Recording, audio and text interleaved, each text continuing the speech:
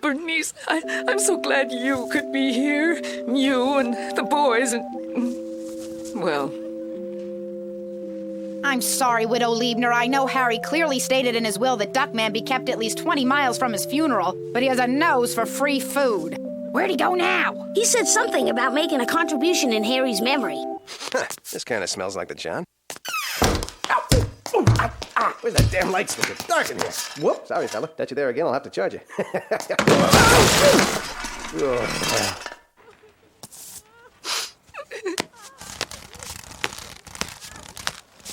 about time, you plume plowhead.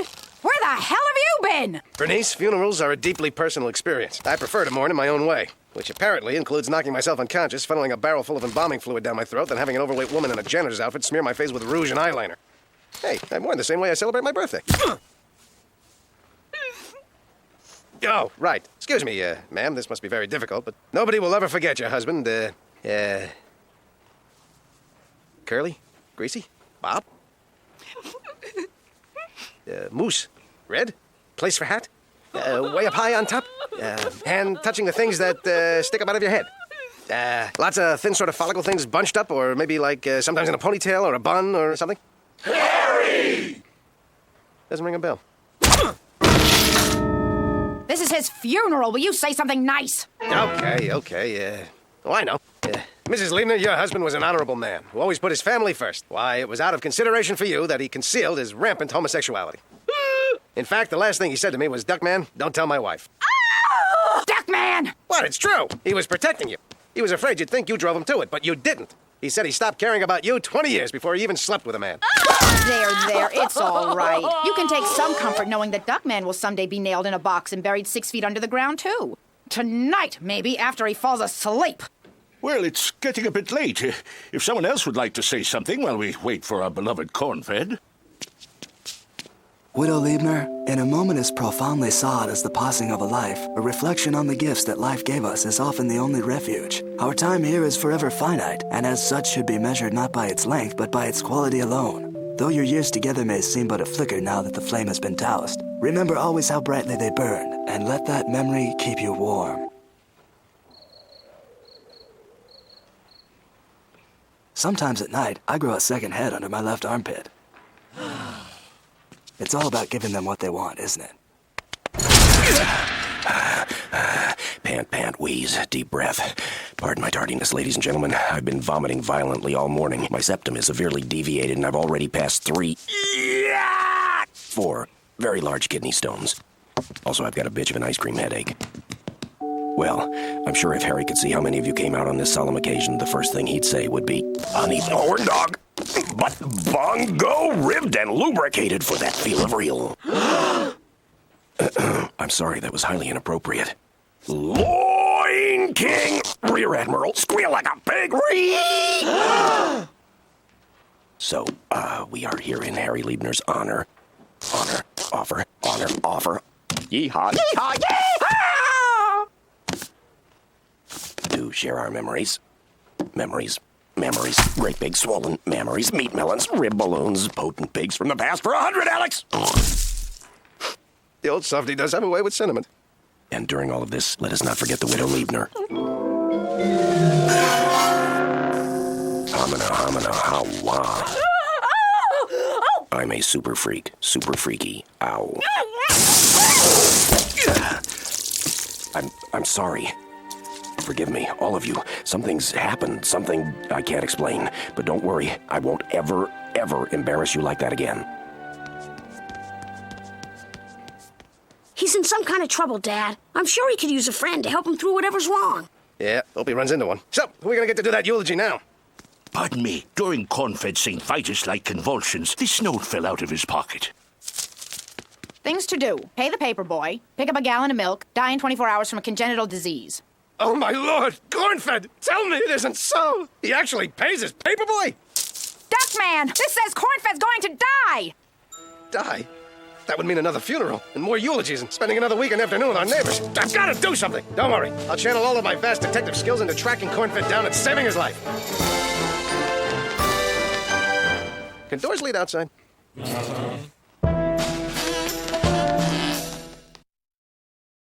Corny dying. I had to find him, talk to him, but he disappeared. I checked his usual hangouts. Well, okay, I have no idea where he hangs out, so I went to my usual hangouts. But no Corny. So I tried the one place a man can go when he wants to be alone.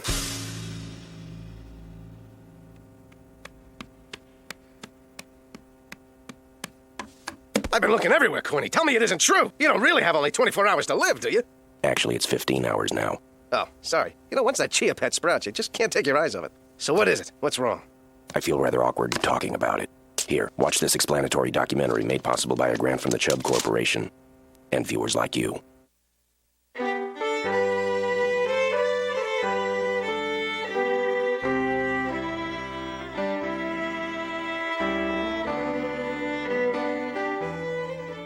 (1863). Vicksburg, Chattanooga, Gettysburg.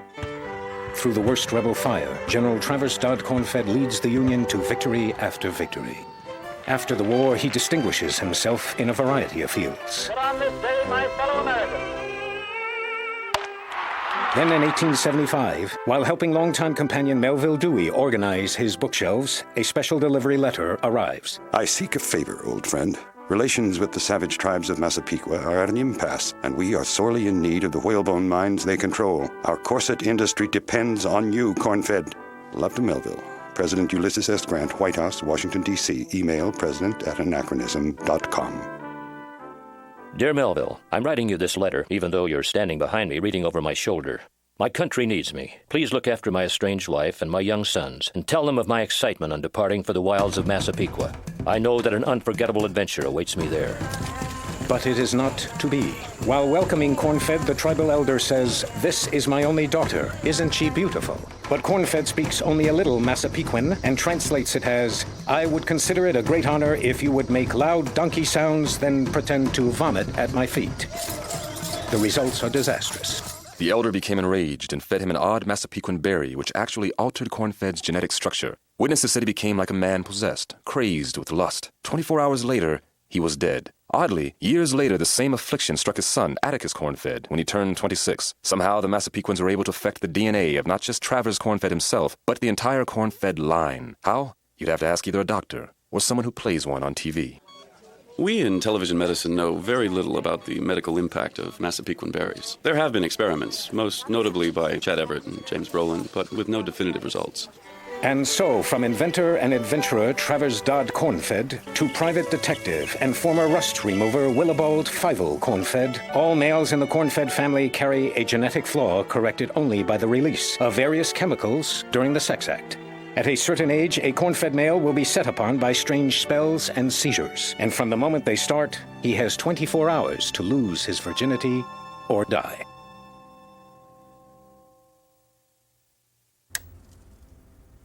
Willibald Fievel? Willibald Fievel! I didn't even think Willa knew Fievel. Remember the dying part? Oh, yeah. Well, truth is, I was kind of tuned out on that part. Word, E. If that's the kind of thing smart people watch, I'm glad I'm, what are not smart people called? I have a genetic problem. I only have 15 hours to lose my virginity, or I'll die. Masticate my hot monkey pogo! Okay. Yeah, but you must have known about this, thing. No, this kind of problem's a little awkward for Dad to talk about, too. So I had to wait until yesterday when he finished making the tape. You know how that goes. Casting decisions, rewrites, this location, that location. Hey, you want it now, you want it good. Exactly. You can't beat the production values. Got it all up on screen, didn't he? Anyway, I don't get it. All the women you've known and you've never had sex? Fed the meter? Shellacked the furniture? Jellied the donut? Booted the hard drive? Sent the pink Mustang to Lube Masters for a tune-up?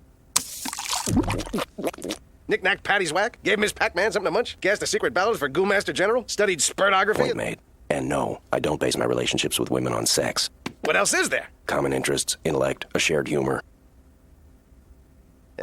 Well, pick of my heart, if it's sex you need, it's sex you shall have. I'm flattered, but tradition says it has to be with a woman. Unless that's not what you meant. No. Of course that's not what I meant. Don't be ridiculous. Always start with the workout freaks, Corny. Nothing like a woman who keeps the playground neat, if you know what I'm saying. And need I even mention breath control? Now go and do it just like I told you.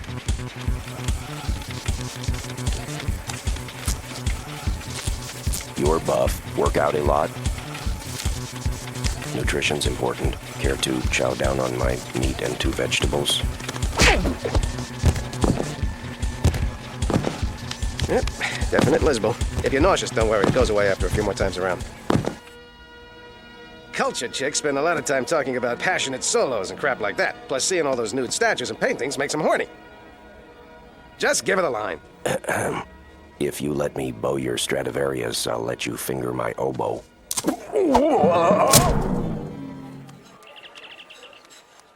We need women who never meet desirable men. That's why we're here. If you can't score at a Star Trek convention, you might as well be dead. Hi, my name's Cornfed. I was wondering if you might like to join me for a cup of coffee. I'd love to. I was beginning to wonder if there was anyone in here I could talk to. Jump my bones, McCoy! Let's say we unplug our devices, you check out my captain's log, and I'll make sure your photon torpedoes are fully armed. It's so typical of women. When you weren't looking for it, when you didn't care, they swarmed all over you. But needed just a little, and they smell your desperation a mile away. Yeah, that was the reason. Look, there's a half an hour left. Maybe we could still... Quiet! It's over! It's bad enough I'm losing my best friend. Do you have to taunt me with false hope? Sorry, I was being selfish. Well, Duckman, being you would make me cry too. But that doesn't explain Cornfed. Unless he really is going to. It's true, Bernice. Cornfed is one of those Massapequan berry-induced genetic reconfigurations. If he doesn't lose his virginity in the next half hour, he'll die. We've tried everything. We looked everywhere. I swear the only woman in the city we didn't come on to is you. Ah, the agony of it all. Willibald Fievel, we hardly knew ye. How can I go on without you? Walking into that office every day, seeing the place where your desk was, but which will now be filled with that pool table I've had my eye on. Though I've beaten and I've flayed you, like sands through the hourglass, so were the days of your life. As it says in Matthew 4:16, nay, though the Sibboleth doth begat, that the serpent be taken unto thine own breast. I don't know what it means, but I can always remember it because of the word breast. And though the memory of your charming rendition of Seasons in the Sun in Latin will forever linger. Oh, Cornfed. Oh, Cornfed is right. My friend, my compadre, you will be missed.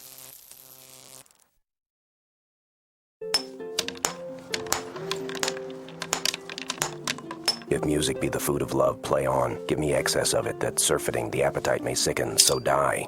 My appetite already died when I realized you went spelunking in the forbidden cave. And will you please knock it off? Look, I understand. Big decisions are never easy. But you really chose her over death? This sculpture is just the beginning. I've also decided to petition the Vatican for her sainthood and change my name to Cornice. Isn't it beautiful, Mr. Duckman? If more people were expressing themselves as openly as Mr. Cornice, this would be a much happier world. Well, I don't know about expressing, but I'm a big fan of express out. So, where were we? Ah, right, the battle axe you're in love with. Duckman! The post office delivered your hate mail to the house again. Anything worth looking at? No, just the usual death threats, letter bombs, and human feces. You always make it sound worse than it is. How do you know it's human feces? Hi, Corny.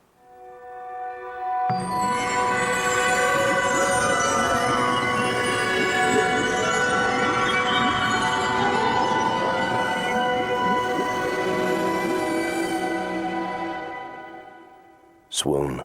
Down I go. Cornfed, I hope you didn't misunderstand what last night was about. I still want us to be friends. Friends? Friends? But I want you to marry me. Marry you? Cornfed, I can't marry you. There are obstacles, sure. You're a duck, I'm a pig, there'll be talk, slurs. No, Cornfed, I can't marry you because I don't love you.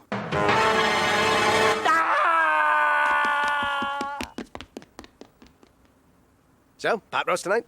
You peg-legged puke meister, we've got to go after him before he does something horrible! He just proposed to you. I'm thinking horrible is behind him. You go first, I'll catch up.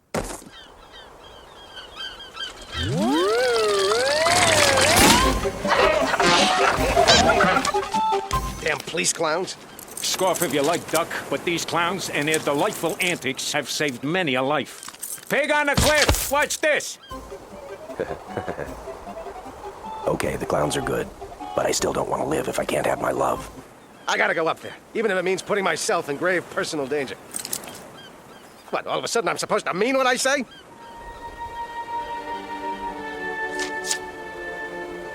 Corny! Sorry, I guess I didn't need the bullhorn. Listen to me, Corny. I'm more than just your partner. I'm someone who owes you money. And instead of that money, I'm gonna give you some priceless advice. Don't throw your life away for that walking hefty bag. You've insulted the woman I love. In the centuries-old tradition of my family, I challenge you to a duel to the death. You never mentioned that tradition before. Dad's making another tape.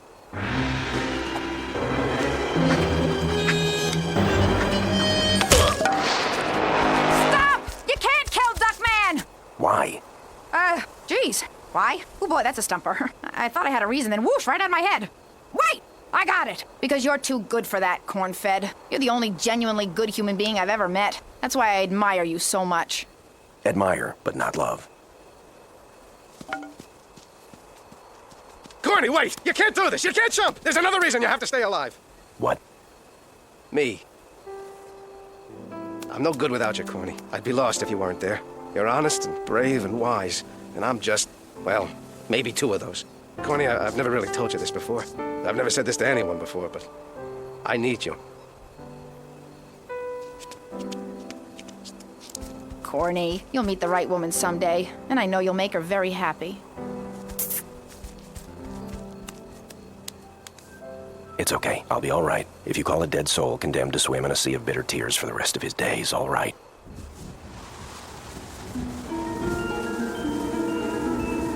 Why, it's Penthouse Magazine publisher Bob Guccione. Hello, Cornfed. I heard what you said. You know, sexual issues are more complex today than ever before. That's why it's crucial for young people like yourself not to enter into any sexual relationship without first building a foundation of mutual love and respect. Remember, the most sensual parts of the body are the mind and the heart. You're right, Mr. Guccione. And Duckman, I hope you've seen the lonely, empty existence that a life of loveless debauchery can lead to. I certainly have, Mr. Guccione. Then my work here is done. Now I must return to my empire of sensual delights, tantalizing eroticism, and the world's most desirable women. Take me with you, please. Whenever you need me, I'll be right here. Remember, the only safe sex is abstinence. Or fantasy. If you must have sex, wear a latex condom. Which reminds me, this month in Omni, Condoms That Think. Science fiction or science fact. On newsstands now. Wow, that sure was nice of Mr. Guccione to come by. He's everywhere he's needed, Duckman. And in your own perverse, inept, venal, and corrupt way. So are you. Willibald Bible?